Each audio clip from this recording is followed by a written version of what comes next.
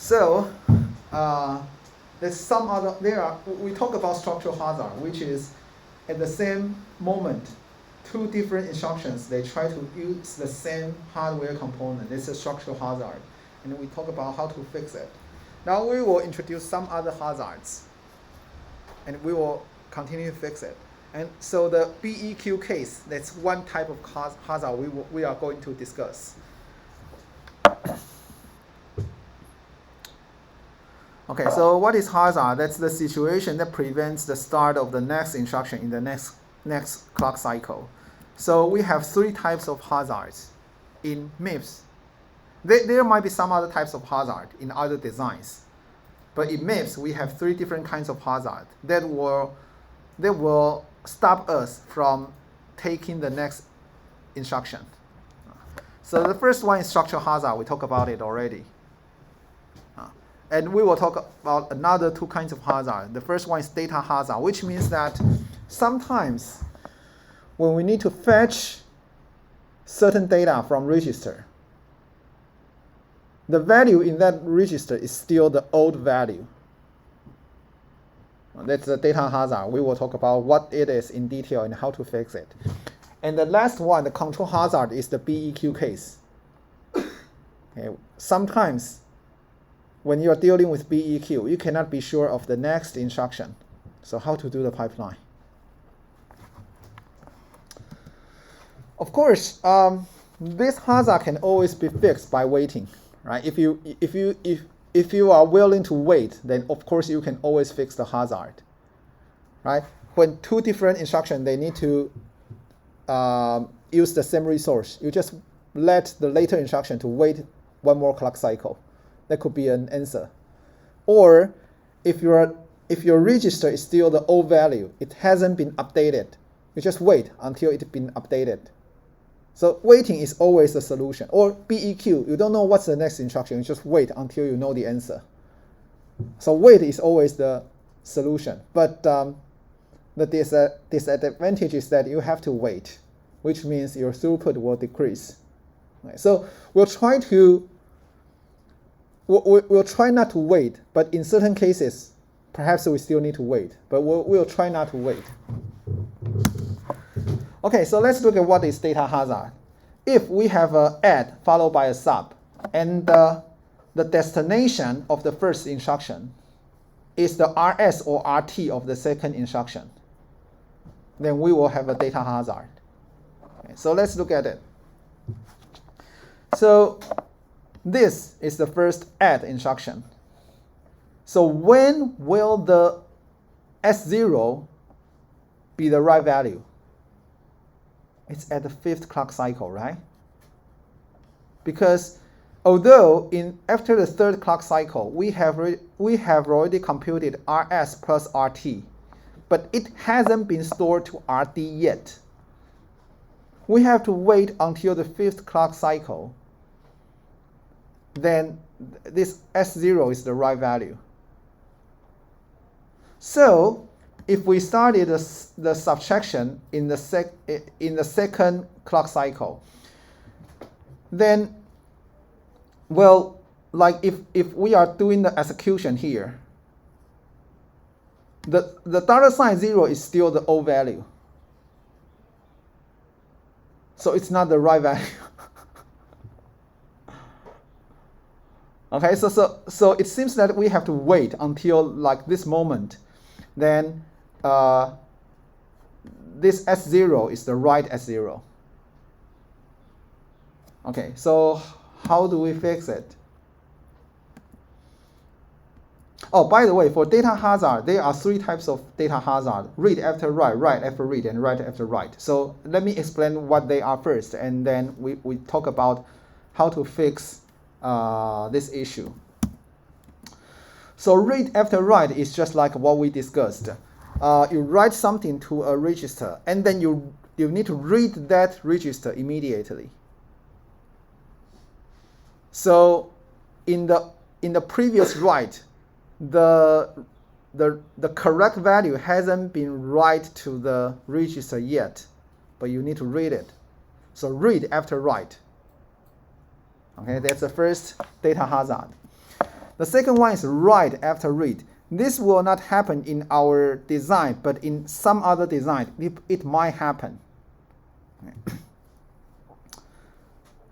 So that means if let me try to write it down.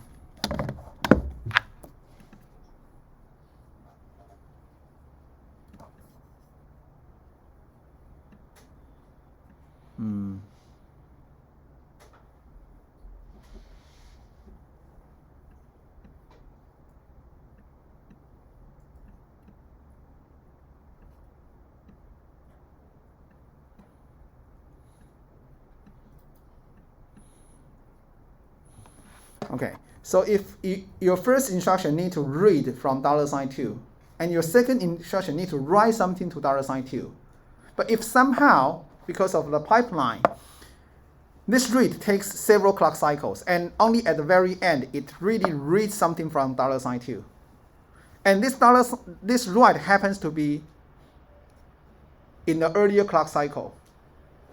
So it is possible that it reads the new value, not the old value of $2. But this will not happen in our MIPS design, but it might happen in other designs. So if this read happen in the very later stage, and this write happens in the very early stage, it is possible that you write the new value first, and then this read the new value, read the updated value. So logically, it's incorrect. But this won't happen in our case. The third type is write after write. So it's kind of like you write something. Let me write it. Write to $2, and write to $2 again. These are two different write instructions. Okay, and if this one, the first write instruction, write something to $2 at the very end stage, and the second instruction write to $2 in the earlier stage, then again, after you execute these two instructions, your $2 is an older value. So logically, it's incorrect. But again, this won't happen in our MIPS design, but it might happen in other designs. Okay, but anyhow, for data hazard, it always, because you write something to register, and that happens to be logically incorrect. That's what happened. Okay, so here is a sort of like a illustration of read after write, write after write, and write after read. But as I said, only in practice, only read after write will happen in our design. Okay, so here we have a read. If we want to write something to register, and that register is read in the next instruction, in an earlier stage, then this read will read an earlier value. Okay, does that make sense? Let's say if we want to write something to $2 here, and here we want to read something from $2, then this read will read the earlier value of $2, right? Because the new value will be updated here. So let me write. This is the timeline. From left to right is the timeline. Okay, from top to down is the instruction order. Okay. Now let's look at write after write. If the second instruction and third instruction both want to write something to the same register, but somehow the second instruction here, it writes something at later clock cycle, and the third instruction writes something to a register in the earlier clock cycle, then after these two instructions, the register actually takes the value in the second instruction, right? So that's an older value. That's incorrect. That's write after write. Here we have the write after read. So if we want to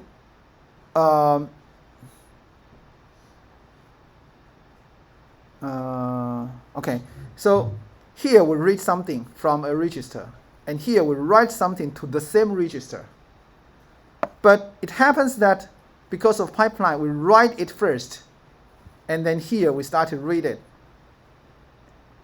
Then again, there's something wrong, because we read the new value, which is incorrect. We should read the old value. Okay?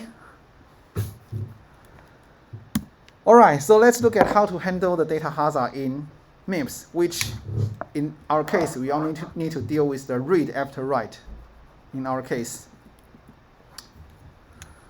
So we need to use something called forwarding or internal forwarding. So whenever we find that there's a read after write data hazard, we need to do some operation which is called forwarding. All right, so let's look at an example and how to solve it directly.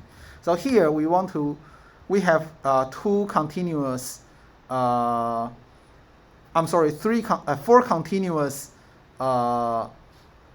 R-type instruction.